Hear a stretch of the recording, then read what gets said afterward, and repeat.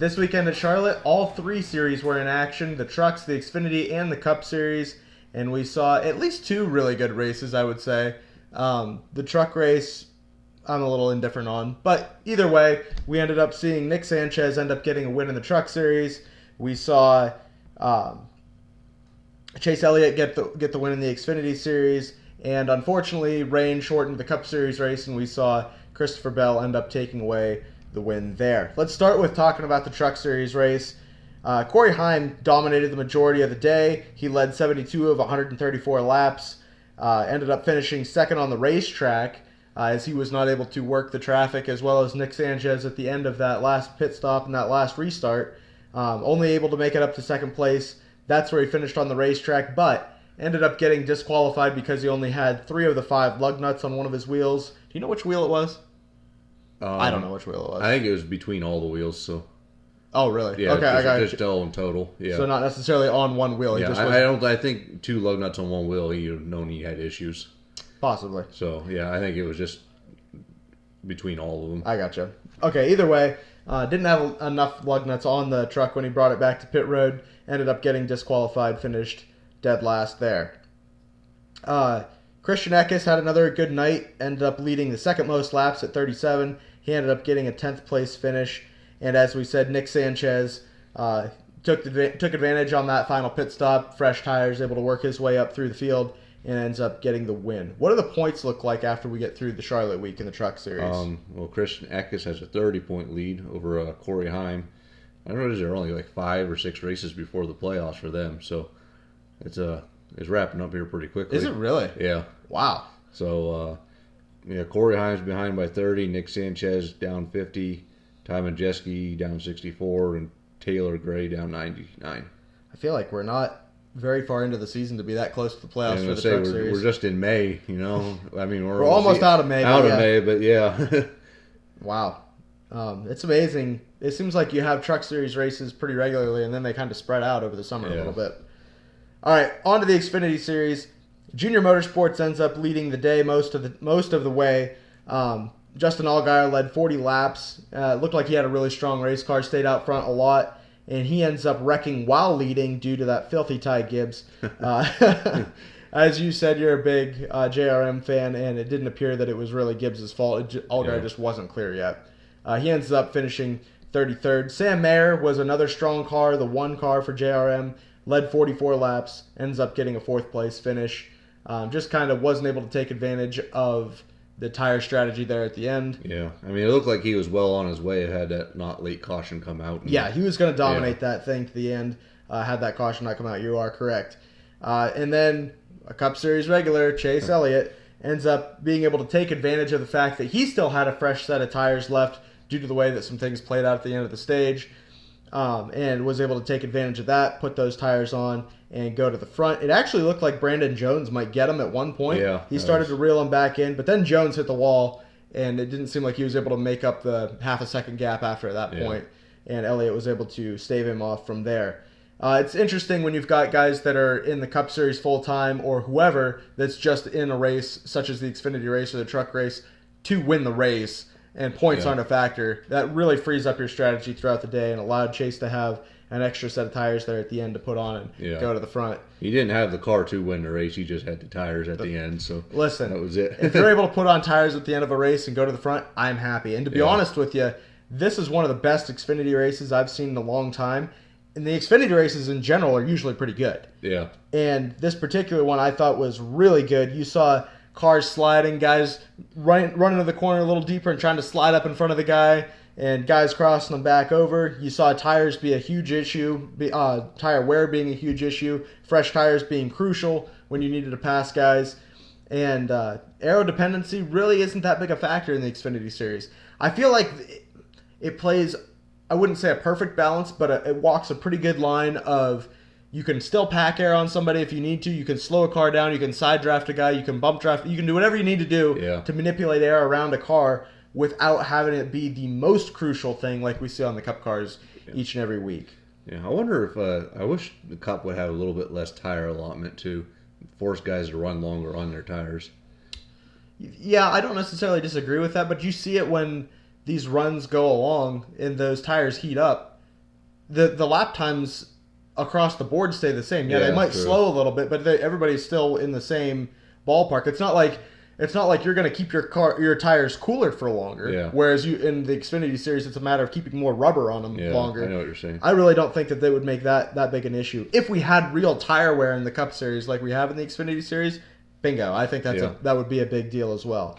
Don't let them put on as many tires as they want. Although, I've seen that be pretty beneficial as well. If you're a guy that just got stuck in traffic and now you get to the end of the race, are you going to stay out and maintain your track position, or are you going to put 4 fresh ones on that you've got laying there and go to the front? I don't know. I don't necessarily mind that strategy either. We got bigger fish to fry in the Cup Series before we even get to that point. We need to even get a car that's capable of showing some tire wear with some Goodyear tires before we even get there.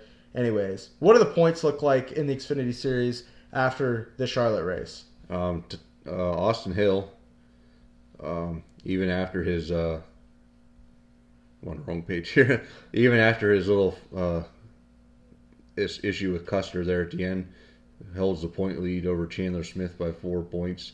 Cole Custer third at 21, down 21. Justin Allgaier down 57, and Jesse Lovin fifth, down 70. Yeah, you mentioned Austin Hill there being the point leader. Him and Cole Custer did get together and ended up wrecking in turns 1 and 2. And let's walk through the incident a little bit. Before we do, I want to say that I was really looking forward to seeing that heavyweight fight. Austin Hill and Cole Custer, man, that would have been pay-per-view action for me. Yeah. And I really think that once Ricky Stenhouse and Kyle Busch get done with that boxing ring, I want to see Austin Hill and Cole Custer step into that thing. That'd be awesome. I'd love to see those two go at it. I was really looking forward to something on pit road afterwards, and we did not get what I was looking for there. I guess they don't have pockets deep enough to be able to throw punches at each other. Yeah, I'm going to say, I wonder if that deterred them a little bit. I don't know. We could talk about that in a minute here. But walking through the incident, it looked like Austin Hill was underneath Cole Custer off of turn 4 and kind of washed up into him, bounced off of Custer, and Custer bounced off the wall. After they came off the wall, I don't know if Custer was going to swipe at Hill a little bit going down the front stretch and through that dog leg, and it looked like Hill was also trying to come back on the door of Custer as well, and they just ended up making pretty significant contact right there and cut Austin Hill's right front tire without him knowing it, and he goes into turn 1 and ends up hooking the 00 into the fence and ends up slamming the wall himself. Rips the back quarter panel off the race car of the 00. They go down through turns 1 and 2 and down the back stretch, and caution hasn't come out yet. Yeah. And Austin Hill is just standing on the throttle. Yeah. And he's trying to get the 00 turned to the inside wall, and he does that successfully, destroys his car, the 00's that is, of Cole Custer. Cole Custer holding the thumbs up out the window the whole time. Yeah, as soon as they bounced off the wall, Cole Custer immediately sticks a thumbs up out the window, like to say, "Good job, you idiot." I don't know if you have the results pulled up there, but where did Hill and Custer end up finishing in this event? Let's see. Because they're major players in the points at this point. Austin Hill finished 25th. He was able to continue. He kept out on the racetrack. Cole Custer was 32nd. Okay. Yeah, that... Did you see Custer backing up on pit road with his thumbs up out at the Hill crew working on the car? I did not see that. It was, I don't know if they were working on the car still, or it was just the crew block or the crew's box or whatever, but he's backing up the pit road to take it back to the garage. He had the old thumbs up out there too. So he was definitely showing his displeasure with that 21 team for sure. And hey, I'm personally getting a little tired of Austin Hill myself, so I'm not like, it's hard to say that this was Austin Hill's fault. Yeah. Just judging it fairly. I mean, if you get loose and you get up into a guy, I totally get that. That's what happens. And if he door slams you down the front straightaway, I get that that's what happens. And if he door slams you in a spot that cuts your tire and you end up taking him out, it's all racing at that point. Yeah. As far as I'm concerned, it's unfortunate that it happened to both of them. Just starting with just one guy getting loose, and now you got 2 wrecked race cars. That's an unfortunate sequence of events there, but it's not really preventable either. It's just a racing thing. I know people were upset with Austin Hill because he spun Custer down to the inside, and we talked about this a little bit. I don't see an issue. I don't like Austin Hill. I don't like sticking up for Austin Hill, but I can't see certainly no suspension-worthy stuff there. Yeah. I told you that if it had happened under yellow, if he ended up just staying in the throttle while the caution was out and then turning the 00 across the track, I could see him being parked for the race. Yeah. But to me, that's the most severe penalty that you should have to endure for that particular incident. It's two guys that are frustrated. They're already fiery guys to start with. He turned him down across the racetrack. It's not like he right hooked him in the wall at speed. Yeah, I mean, they were already both going half speed anyways. It wasn't like wasn't Chase Elliott going 180 down the front stretch, putting Hamlin's head on into the wall at 180 plus mile an hour. So. Yeah, absolutely. I can certainly see the frustration that Cole Custer would be facing just from having a wrecked race car out of the situation, but by no means do I think that it requires any sort of penalty on Austin Hill or anything like that. Anything else from the Xfinity race that you want to talk about? That's all I can think of. All right. Going on to the Cup race, the Coca-Cola 600, one of our crown jewel events. Coming into the weekend, we had kind of two major storylines to talk about. One being Ricky Stenhouse Jr. for last week's incident with Kyle Busch, the John that took place at the 8 hauler, and then Stenhouse punching Kyle Busch and the chaos that ensued from there. Stenhouse gets a $75,000 fine. Tell me your thoughts. Pretty excessive. That's exactly it. I don't understand why that is the number that they end up getting fined. A third, a quarter, I don't know, maybe is a justifiable amount. Yeah. For me, it should be $10,000. You should be able to punch anybody you want for $10,000. I should be able to. If somebody offered me $10,000 to reach across the table and punch you right now, I would have no problem doing that, and I probably wouldn't even split the money with you. And I absolutely could see these guys that make the amount of money that they make, and we know that it's come down over the years from when we were growing up watching it. These drivers' salaries, $75,000 seems like a lot. The punch was justified, in my opinion. It's not like he just went over there and started whooping on him for no reason. Yeah. They talked for a while, and he let him have it. And if you want to argue that, well, he had a lot of time to cool down, I don't care. He was mad. He got wrecked. He had a fast race car that All-Star race evening and wasn't able to compete with it because Kyle Busch lost his mind. Yeah. So the fact that Kyle Busch gets nothing out of this, Ricky's dad gets an indefinite suspension. Several crew members are suspended. I don't even know how many of them were ejected or no longer allowed to come back. But yeah, that $75,000 is just a wild number to me. NASCAR, they can do some things that make you scratch your head a lot, and we sit here and talk about those things a lot. And that's pretty much the reason why we have a podcast is to talk about those kind of things. But this one, I don't get it at all. Yeah, I don't see what the point of that was. Yeah, I mean, I understand his father getting involved in the fight, and I heard some of the crewmen actually got involved with some NASCAR officials, so that's where that's coming from there. So I don't like anybody other than a driver laying hands on another driver, no matter what. Yeah. And even if you watch it 100 times, which we've done nothing but, that's all you can do is see that video. It did look like all Stenhouse's dad was trying to do was restrain Kyle. It did. I didn't see Stenhouse's dad throw a punch until he got punched by Kyle. I'd have to rewatch that part again. He was trying to hold Kyle, like this and hold him down a little bit, and Kyle started swinging back on Ricky's dad, but I don't know. I didn't see anything that made me think that he should have necessarily been suspended indefinitely. I could see the next race or the next couple races or something like that, but bottom line, the penalty seems excessive in my opinion all the way around. Anything more about that incident? That's all The other major story was that Kyle Larson is going to be doing the double this weekend, or at least so we thought. Yeah. He was going to run the Indy 500, and he was going to run the Coca-Cola 600 as well. 1,100 miles, doing the double, all the pomp and circumstance that comes with that. And I was looking forward to watching it. I was rooting for him in Indy. Yeah. And it didn't end up panning out real well for him. He had a fast car. He started, 5th? Yeah. And ended up running near the front. I think the highest that I physically, when I tuned in and watched him, he was running 8th when I was paying attention to it. Ended up getting a pit road speeding penalty. Wasn't able to overcome that. Ended up 18th. Not really indicative of how he ran on the day. Thought that he did well. And as you informed me, he's going to be doing the same thing next year. So it's going to be interesting to see how that shakes out for him next year. The Indy 500 did end up starting late due to weather, and that was a problem. Immediately, as soon as it was delayed, you knew that he wasn't going to make it back in time to start the Coke 600. Yeah. And they ended up tapping Justin Allgaier to race the 5 car for him. Kyle did make it before the technical end of the race to the racetrack.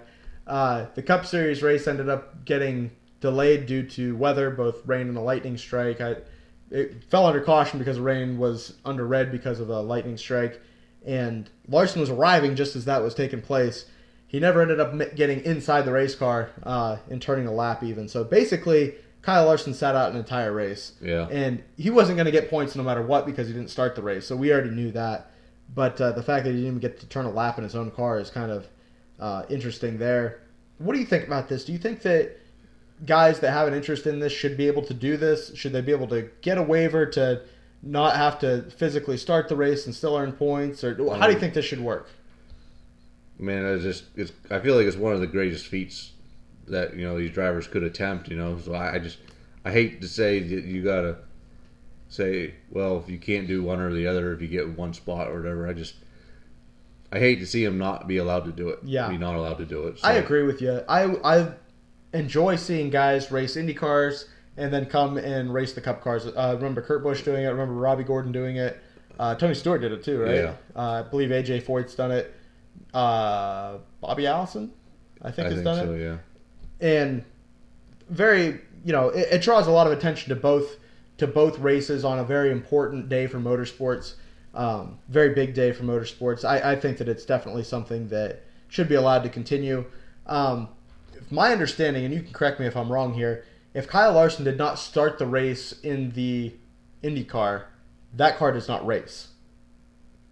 I was under the assumption, based on what I was told from the Teardown podcast with Jeff Gluckett and Jordan Bianchi, that if the driver that is going to race the car does not start the car, that car does not race in IndyCar. That could be right. I was under the understanding that once the driver started in that car, he had to finish in that car. You can't have a backup driver like NASCAR would, like he was going to do with Allgaier. So that was the only part that I heard. So because they had Tony Kanaan. Yes. What I understood, although he was mainly a coach for Larson through all of this, I thought he was kind of be the plan B if Larson decided to stay in Charlotte. Yeah. And I guess my biggest question with this is, do you think that Larson made the right decision by starting and racing the Indy 500 and then coming to the Coke 600? Or should he have abandoned that when we knew that he was not going to make the start of the Coke 600 and just went right to Charlotte? And seeing as fast as his car was with Allgaier, I mean, he could have racked up a lot of points for that champion or regular season bonus points and all that too. And but I hate to not see him all go through all that work and not run the Indy 500 too. So I'm torn. I mean, I don't know what decision I would have made, but here's my thing: it's the Indy 500. It's their biggest race. You have a fast car. You're starting in the top 5. You're starting 5th. Yeah. You have a legitimate shot to win this thing.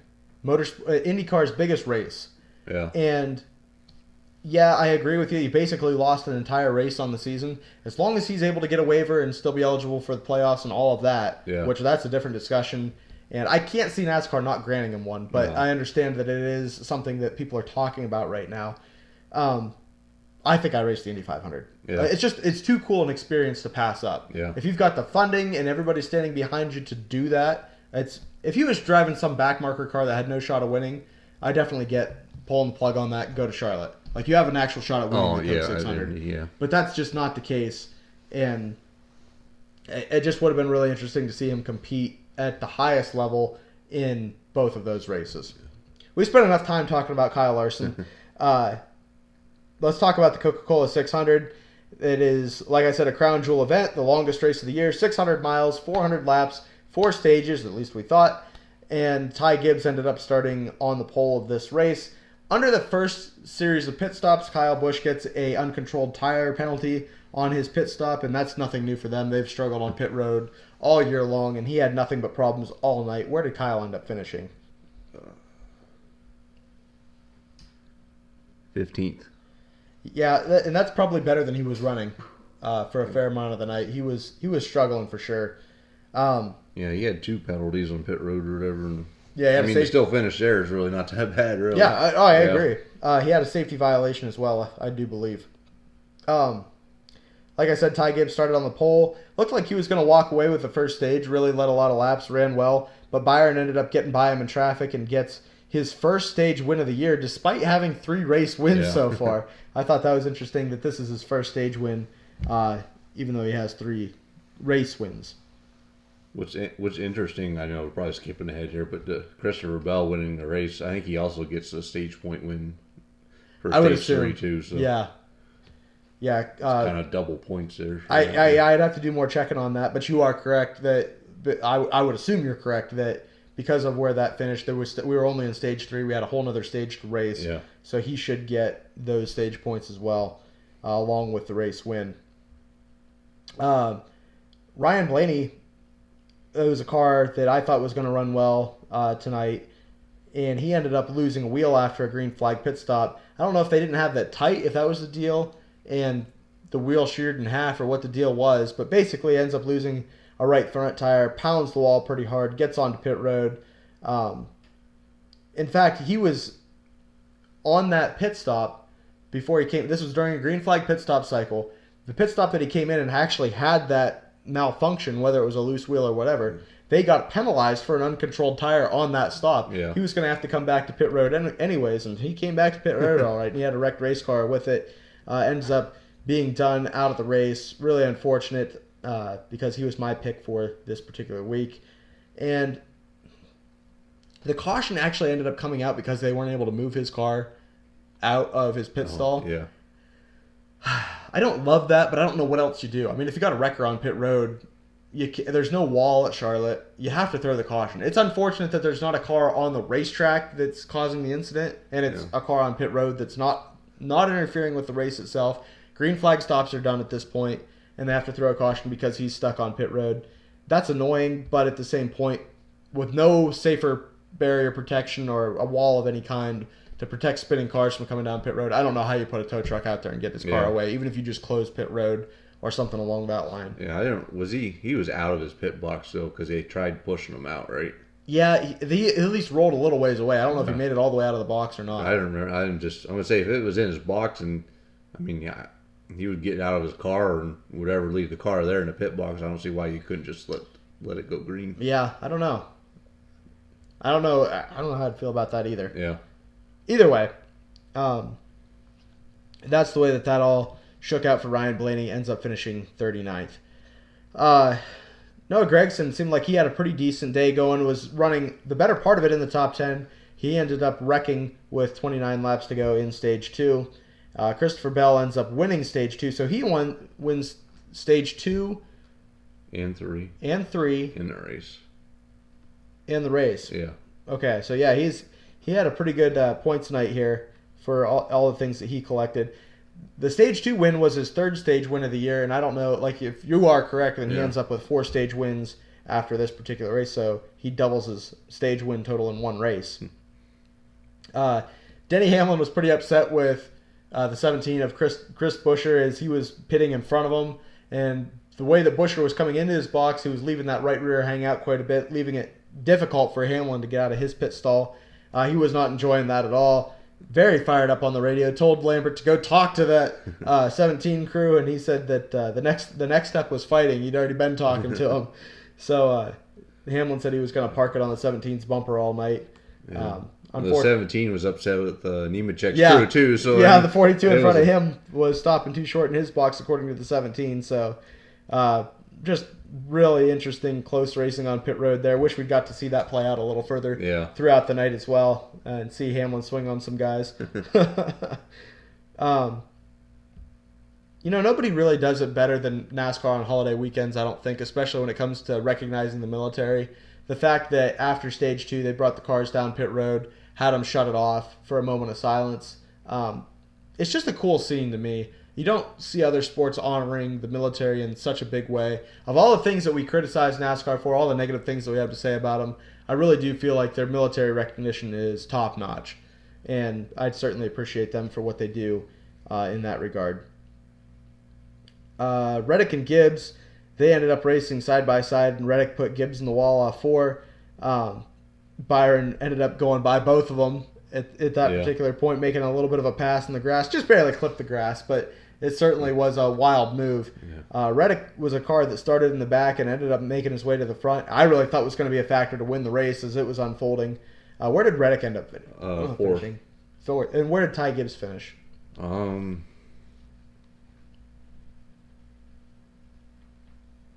Must not have been fifth. No, sixth. Okay. Yeah. And then I believe Byron ended up finishing third. Is that the case? Keselowski second, and Bell getting the win. The caution did come out at lap 246, just as Kyle Larson arrived for rain, and then we ended up getting a red flag for the lightning strike, as we said.